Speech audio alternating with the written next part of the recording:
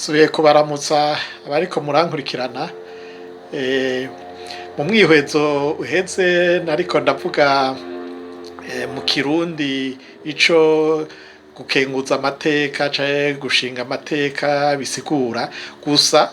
nk'abantu bakiri bato batazi amateka ivyo arivyo amateka ni ibintu igihugu kiba caraciyemwo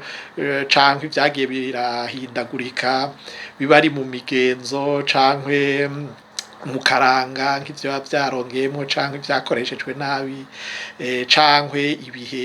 bibi canke vyiza ibihugu vyaciyemwo ari nk'ingwano z'indyane ibintu nk'ivyo vyose nivyo bija mu mateka aranga ico gihugu nico nariko ndasigura ko abantu baba bajejwe gukenguza ivyo bintu no kubitohoza bakabishira ku murongo kugira higwe ingendo nziza ingendo shasha yotuma ivyo bintu bidasubira cankwe vyakoreshwa nabi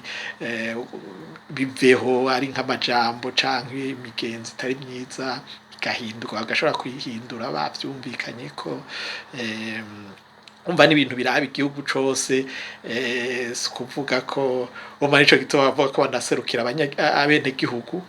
murambabarira kubera ako kajambo nakone baragahinduye ubu kenshi ntibikivugwa abanyagihugu baragiye barakoresheje ijambo ryitwa ko ryisoneye umwenegihugu urumva aho ni ibintu bikwiye guhinduka bigafata ingendo nziza ivyo rero iyo tuzi ico kirimi c'ikirundi cacu niho dushobora no kubigira neza tudakoresheje ibintu vy'indimi zo mu mahanga imico y'abafaransa y'ababirigi